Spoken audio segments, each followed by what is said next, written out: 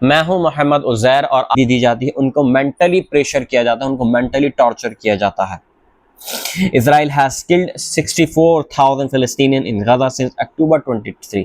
जैसे मैंने अभी आपको इस रिपोर्ट में बताया कि 23,000 प्लस का ये आंकड़ा ये पार कर चुका है अब, और एक या दो दिन में अब ये आंकड़ा है ये 64,000 के आसपास में पहुंचने वाला है।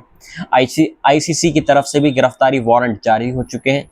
किसके खिलाफ? नेतन्याहू के खिलाफ, और जो डिफेंस मिनिस्टर था योआव गैलेंट के खिलाफ भी गिरफ्तारी वारंट जारी हो चुके हैं। लेकिन इस गिरफ्तारी वारंट का क्या मतलब?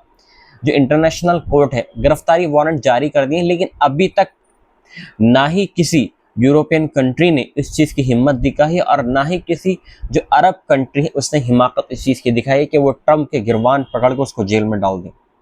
तीसरी खबर यहाँ पर इसराइल के मुतालिक यहाँ पर ये आ रही है कि इसराइल जो है, इसराइल के अंदर ही अपने मुल्क के अंदर न्यू जो परमाणु रिएक्टर से उनको उनके कंस्ट्रक्शन में लगा हुआ है जल्दी से जल्दी, ताकि इन फ्यूचर वो भविष्य में जो एटॉमिक पावर है, जो एटॉमिक बम है, जो हथियार है, उनको हासिल कर ले।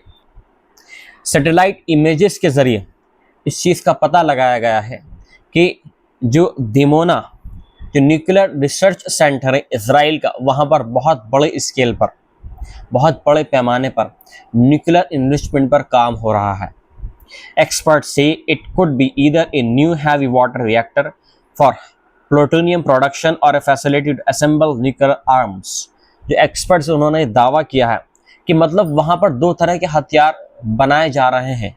उन्होंने क्लेम करा है, पहला यह है कि प्लूटोनियम प्रोडक्शन पर, क्योंकि प्लूटोनियम भी एक सेकंड कैटेगरी आता है न्यूक्लियर वेपन्स के, उसमें पहले फर्स्ट पे हाइड्रोजन बम आता है, सेकंड पे मतलब एटॉमिक बम आता है, और थर्ड पे आता है प्लूटोनियम हथियार। मतलब एक इसका थर्ड लेवल है उसका, इतना पावरफुल नहीं होता है एटॉमिक हथियार की तरह, लेकिन इसकी भी बहुत हाई डेंसिटी होती है, और इन हथियारों पर जो इजराइल है वो काम कर रहा है। Israel neither confirms nor denies having nuclear weapons and allows no international inspections।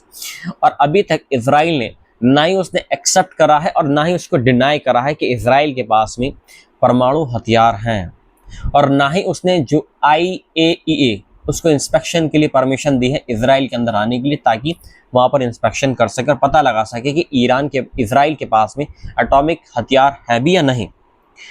Comes weeks after Israel and the US bombed Iranian nuclear sites in June। जैसा हम सभी जानते हैं कि जो 12 दिन का जो वॉर हुआ